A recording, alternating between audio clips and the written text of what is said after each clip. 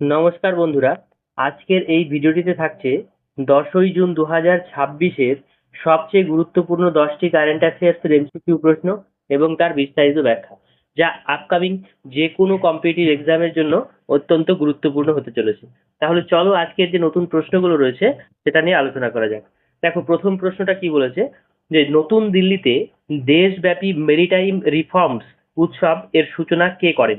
Option A Amit Shah, option B Sarbananda Sonowal, option C Piyush Goyal, option D Rajnath Singh.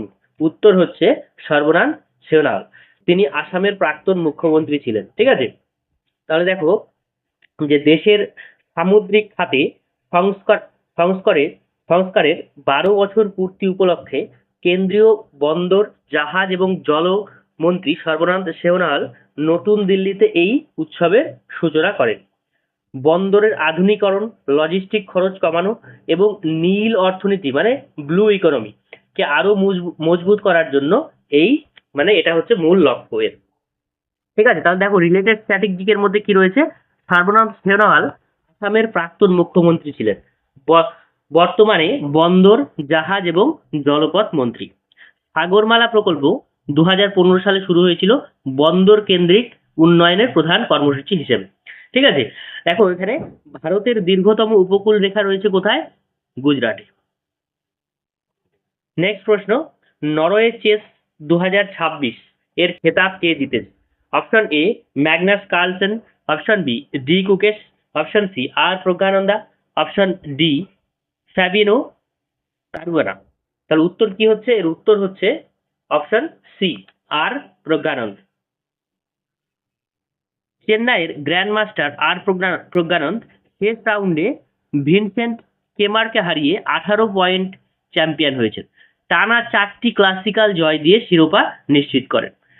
Norway chess জেতা তিনি প্রথম ভারতীয়। টুর্নামেন্টটি 25শে মে থেকে 5ই জুন পর্যন্ত অসলোতে অনুষ্ঠিত হয়। ঠিক আছে, দেখো প্রজ্ঞানন্দ হচ্ছে তামিলনাড়ুর চেন্নাইয়ের গ্র্যান্ড মাস্টার, তার বোনও হচ্ছে জিএম মানে গ্র্যান্ড মাস্টার। বর্তমানে বিশ্ব দাবা চ্যাম্পিয়নশিপ ভারতের ডি গুকেশ।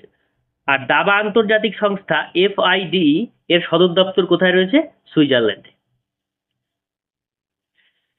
নেক্সট প্রশ্ন, ভিসা ইন্ডিয়ার দ্বারা ভারত অভিযানের ব্র্যান্ড অ্যাম্বাসেডর কে নিযুক্ত হলেন? Option A Aamir Khan, option B Shahrukh Khan, option C Ranbir Singh, option D Akshay Kumar. উত্তর কি হচ্ছে? উত্তর হচ্ছে শাহরুখ খান, অপশন বি। দেখো এই ভিসা একটি মার্কিন ডিজিটাল পেমেন্ট সংস্থা, সদর দপ্তর হলো সান ফ্রান্সিসকো। ভারতের ইউপিআই পরিচালনা করে NPCI, যার সদর দপ্তর রয়েছে মুম্বাইতে। RBI এর বর্তমান গভর্নর কে? সঞ্জয় মালহোত্রা। পরবর্তী প্রশ্ন, the second orbit belief of a man dreams of 1.4 billion hearts আত্মজীবনীটির লেখক কে? Option A Rakesh Sharma, option B গগনযানের team, option C Shubhanshu Shukla, option D S Somnath. তাহলে উত্তর কি হচ্ছে? উত্তর হচ্ছে 4-এর সি শুভ্রাংশু শুক্লা। দেখো ভারতীয় মহাকাশচারী শুভ্রাংশু শুক্লা তার আত্মজীবনী দ্য সেকেন্ড অরবিট প্রকাশ করেছেন। বইটি 25শে জুন প্রকাশিত হবে।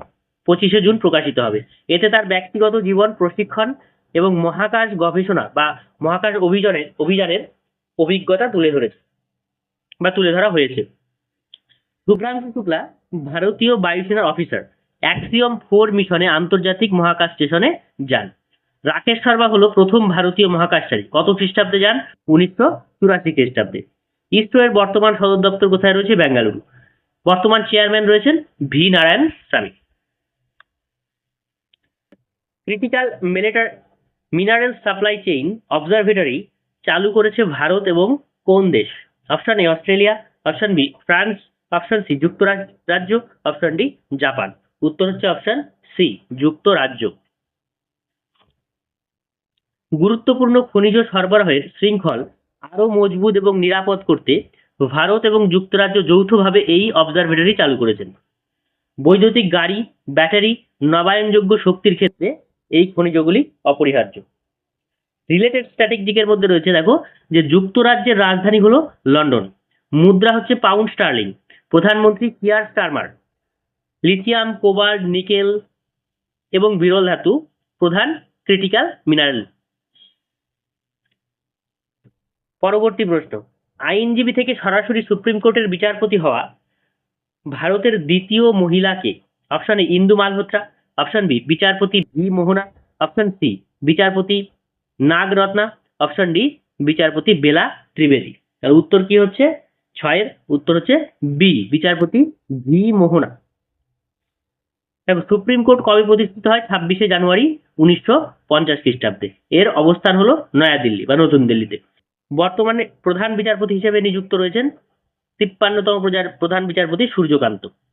সংবিধানের 124 নম্বর অনুচ্ছেদে সুপ্রিম কোর্টের উল্লেখ রয়েছে।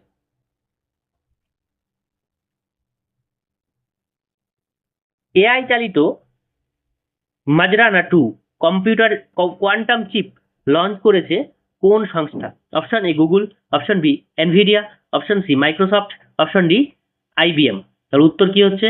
এর উত্তর হচ্ছে অপশন সি মাইক্রোসফট। মাইক্রোসফট তাদের পরবর্তী প্রজন্মের চিপ মাজরানা 2 উন্মোচন করেছে, যা টোপোলজিক্যাল কিউবিট ব্যবহার করে এবং আগের তুলনায় অনেক বেশি নির্ভরযোগ্য। এটি তৈরি হয়েছে ডেনমার্কের লিংবিতে মাইক্রোসফটের কোয়ান্টাম ল্যাবে। মাইক্রোসফটের বর্তমান সিইও কে রয়েছেন সত্য নাদেলা।